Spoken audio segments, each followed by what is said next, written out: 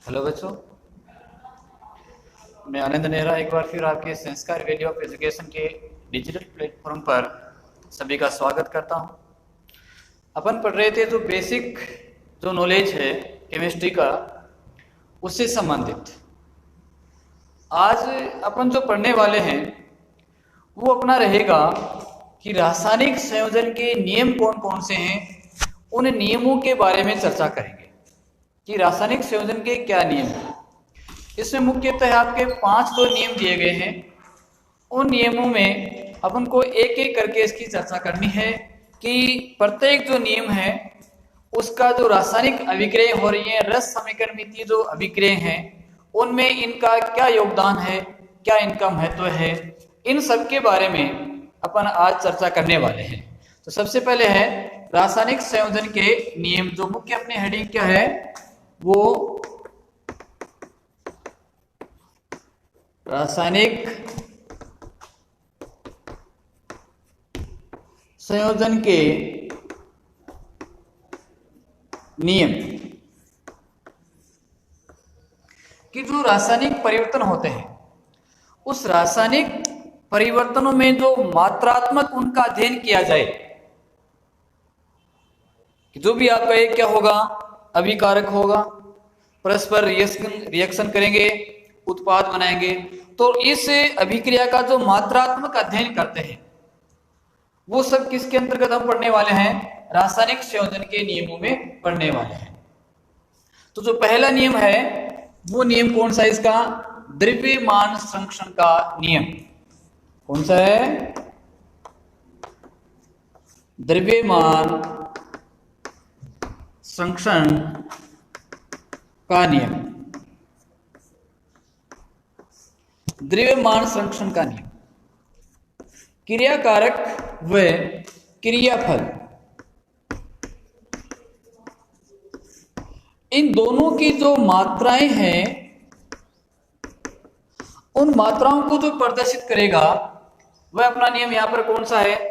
द्रव्यमान संरक्षण का नियम है। इसको पहले मैं एक परिभाषा लिखा देता हूं और उसके बाद में इसको एक्सपेरिमेंटली प्रयोग के द्वारा इसको अपन करते हैं कि किस प्रकार से जो अभिक्रिया है उसमें उसका द्रव्यमान संरक्षित रहता है या नियत रहता है।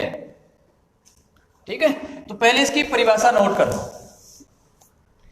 इसकी परिभाषा नोट करो कि सभी भौतिक व रासायनिक, देखो साथ में, सभी भौतिक व रासायनिक परिवर्तनों में क्रिया में भाग लेने वाले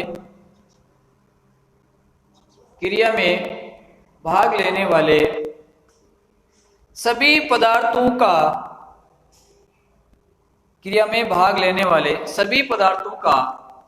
कुल द्रव्यमान क्रिया के पश्चात बनने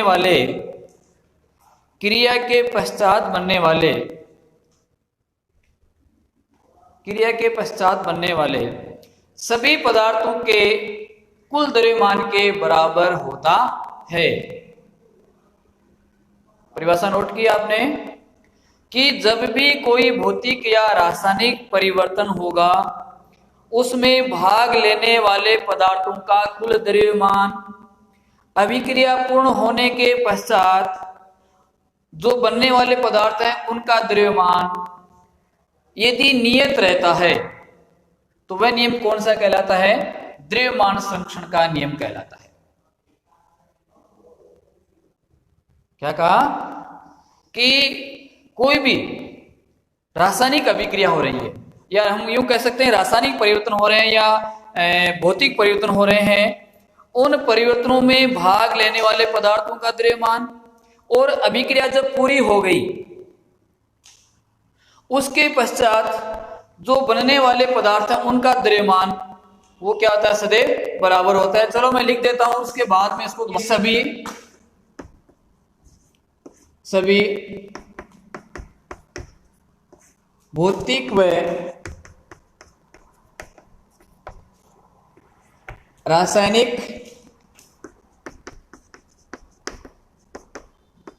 परिवर्तनों में भाग लेने वाले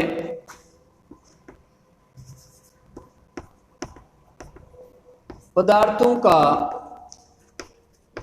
कुल द्रव्यमान, पदार्थों का कुल द्रव्यमान क्रिया के बाद, कुल द्रव्यमान क्रिया से बनने वाले पदार्थों के कुल द्रव्यमान के बराबर होता है, ये इसका नियम हो गया। पदार्थ उसमें बनेगा तो उसका द्रव्यमान और पहले का द्रव्यमान क्या रहेगा, सदैव नियत रहता है। जैसे मान लेते हैं कि हमारे पास यहां पर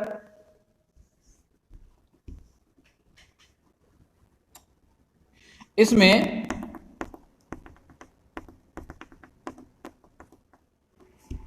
AgNO3 का विलयन भरा हुआ है। क्या है? AgNO3 का विलयन भरा हुआ है। ठीक है। दूसरी एक टेस्ट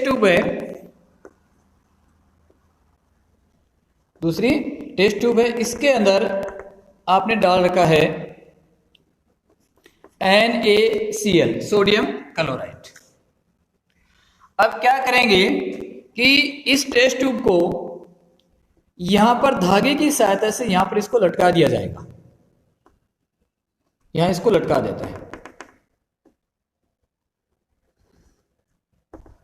यहां लटका दिया, और एक तुला की सहायता से इसका क्या करेंगे, यहां पर वजन माप लेते हैं। कोई भी तुला है, इस तुले की सहायता से यहां क्या करेंगे, इसका वजन माप लिया कि इसका भार कितना है, उसका मापन कर लेते हैं। मान लेते हैं इसका जो भार आया वह आपका 50.83 ग्राम आया। चलो ऐसा मान के चल रहे हैं कि कितना आ गया, 50.83 ग्राम आ गया। फिर क्या करें कि ये जो टेस्ट ट्यूब आपने ली है उसको क्या करेंगे, इसमें उल्टा कर देते हैं, यानी इस प्रकार से। देखिए एक्सपेरिमेंट को समझिए, उसके बाद ये जो नियम है वो अपने आप समझ में आ जाएगा कि नियम वास्तव में कहना क्या चाह रहा है हमें। ये किसका विलयन था, यहां पर AgNO3 का था। अब क्या करते हैं कि टेस्ट ट्यूब को इसमें उल्टा कर देते हैं। क्या कर दिया कि जो टेस्ट ट्यूब थी उसको इसमें उल्टा कर दिया यहां पर। तो ऐसा करने पर क्या हुआ कि जो इसके अंदर क्या लिया था अपने, NaCl लिया था, वो किसके अंदर आ गया, वो इसके अंदर आ गया। अब फिर इसका अपन क्या करते हैं, यहां पर मापन करते हैं, इसका भार मापते हैं। तो अभी भी क्या देखते हैं, इसका भार 50.83 ग्राम ही आ रहा है, 50.83 ग्राम आ रहा है। तो इसका कहने का मतलब क्या हुआ कि प्रारंभ में यहां पर, यानी कौन कौन से आपने अभिकारक लिए थे, ये पदार्थ कौन से लिए थे, यहां पर पदार्थ क्या था, AgNO3। देखो AgNO3, दूसरा साथ में क्या ले रखा आपने, NaCl ले रखा है। दोनों पृथक है, दोनों क्या है, पृथक है।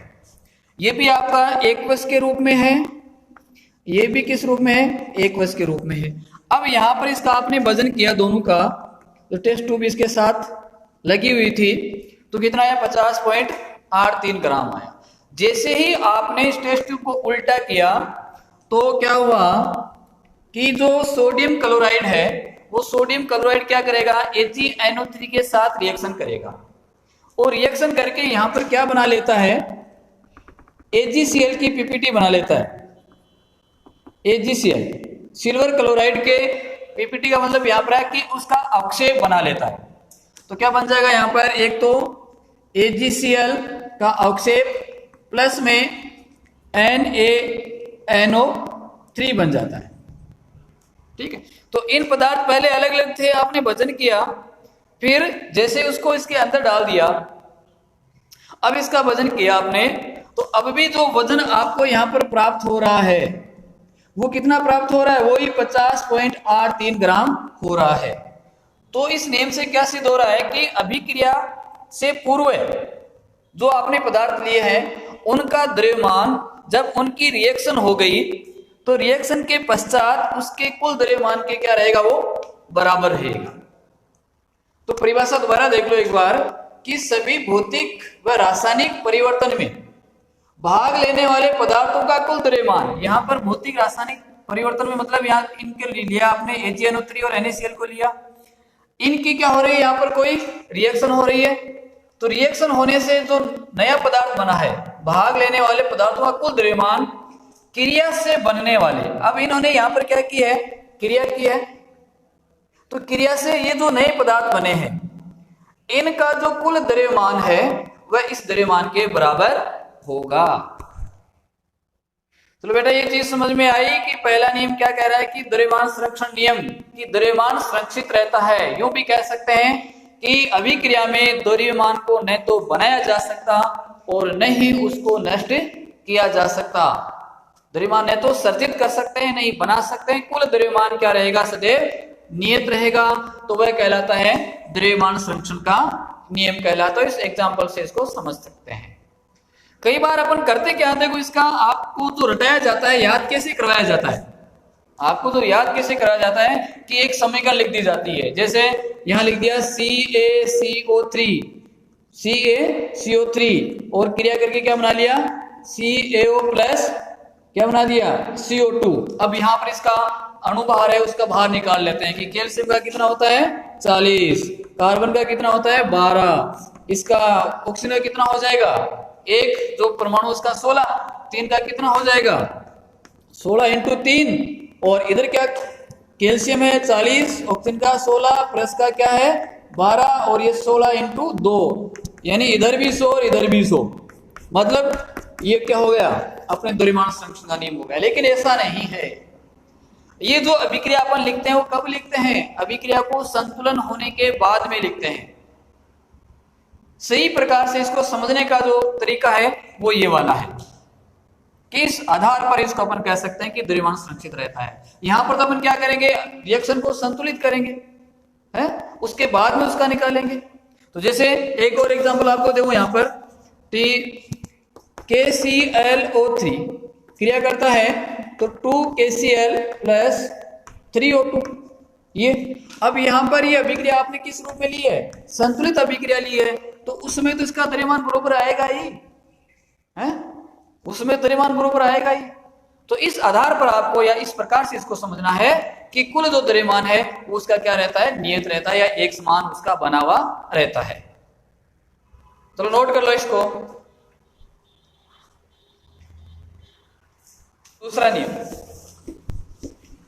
दूसरा नियम आपको कहता है स्थिर अनुपात का नियम। दूसरा नियम कौन सा कहेगा, स्थिर अनुपात का नियम। स्थिर अनुपात का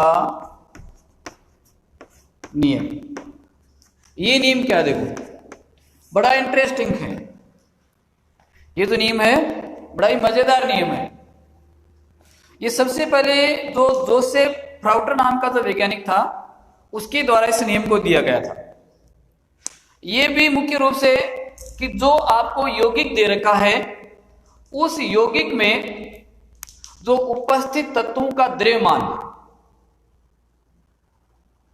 क्या कहा मैंने कि जो यौगिक है यौगिक में उपस्थित तत्वों के द्रव्यमान पर यह आधारित है।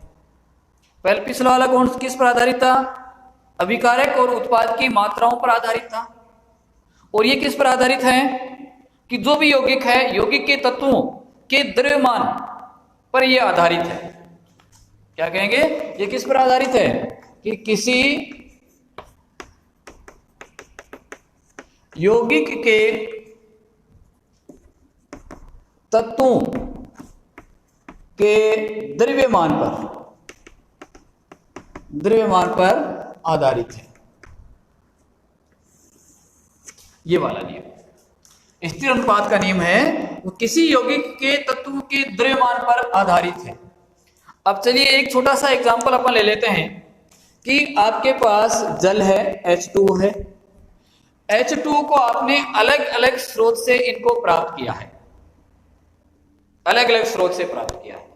कुछ जल आपने क्या लिया, नल से इकट्ठा कर लिया, कुछ जल है वो बाहर नाले से इकट्ठा कर दिया, कुएं से इकट्ठा कर लिया, हेडपंप से इकट्ठा कर लिया है, नदी से इकट्ठा कर लिया। तो आपके पास अलग अलग जल इकट्ठा किया हुआ है, ठीक है। तो आप उसमें क्या देखोगे कि जो प्रत्येक पात्र में आपने जो जल लिया है उसके जो यौगिक है, या यूं कहें कि जो जल आपने लिया, जल एक यौगिक है, तो जल जो यौगिक आपने लिया उसका प्रत्येक नमूने में उसका जो द्रव्यमान है वह सदैव क्या रहता है, एक स्थिर अनुपात में रहता है। क्या कहा मैंने कि अलग अलग नमूने से इकट्ठे किए गए यौगिकों का द्रव्यमान का अनुपात क्या होता है, स्थिर होता है। जैसे जल A है, मैंने कहां से ले लिया, नल से लिया। ये दूसरा जो जल मैंने लिया B, इसको नदी से ले लिया। तीसरा जल लिया H2O C, जिसको मैंने नाले से ले लिया, ठीक है। चौथा आपका लिया मैंने जैसे H2O वर्षात का जल ले लिया, D वर्षा जल है।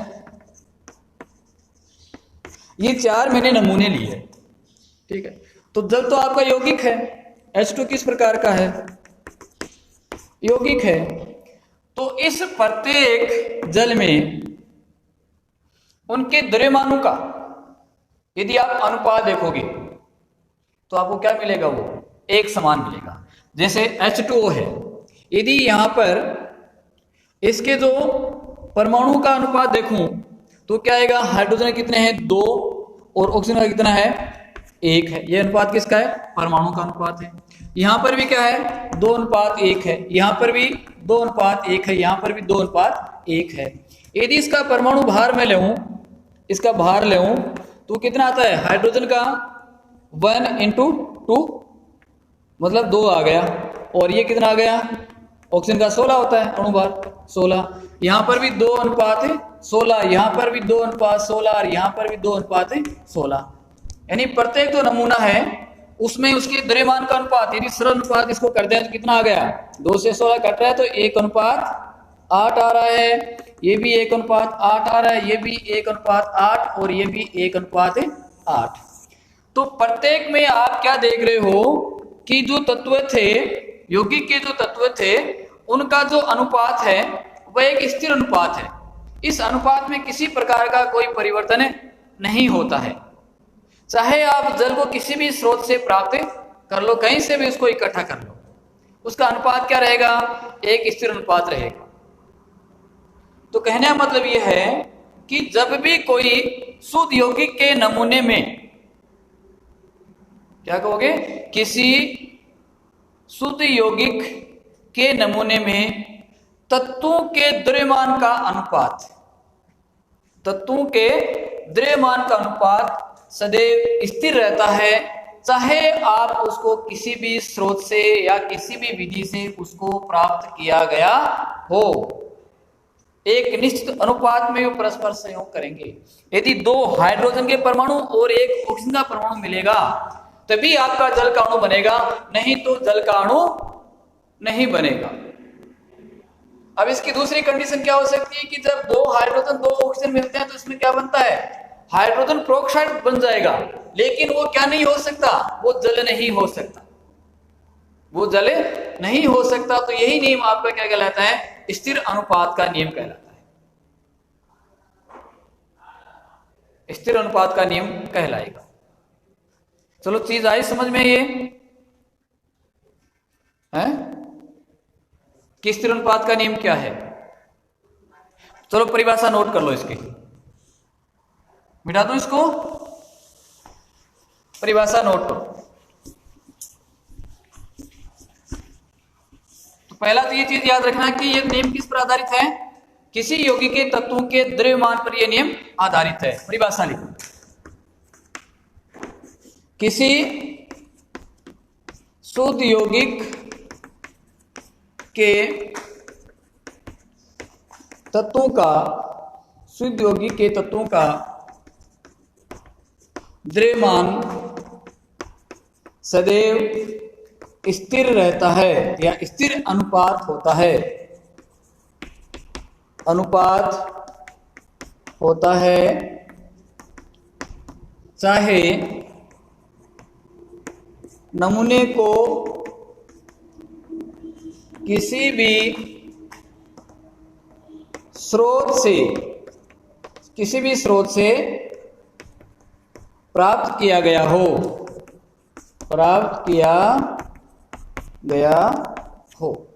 किसी भी स्रोत या नमूने से इसको प्राप्त किया गया हो तो सदैव क्या रहेगा, एक स्थिर अनुपात में ही प्राप्त होता है।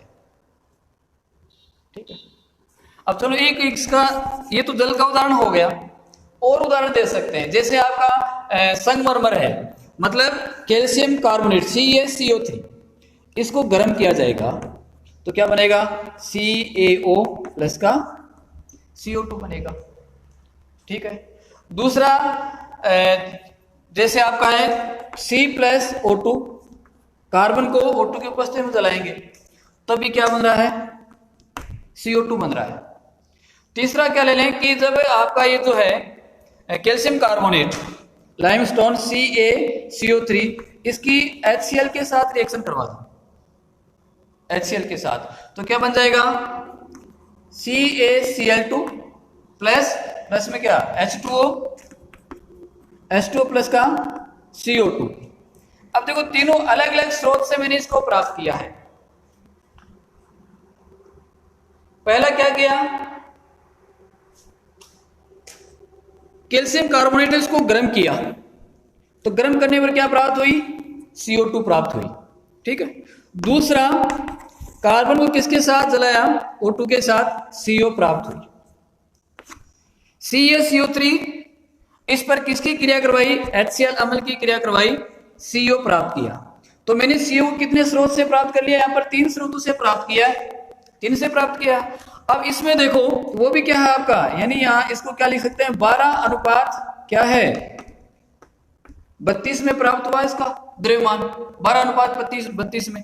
इसमें देखोगे तो यहां पर भी 12 अनुपात कितना आएगा, 32 आएगा, इसमें भी 12 अनुपात कितना आएगा, 32 आएगा। तो प्रत्येक स्थिति में इसके जो द्रव्यमान का अनुपात है वह क्या रहता है, स्थिर रहता है। चाहे आप किसी से भी प्राप्त कर लो, उसका द्रव्यमान सदैव क्या रहता है, स्थिर रहता है। तो ये दूसरा नियम आपका है, स्थिर अनुपात का नियम। तो 2 नियम की चर्चा आप आज अपने की है, बाकी इसकी जो 3 नियम बच गए हैं वो आगे आने वाली क्लास में इनको करेंगे। धन्यवाद।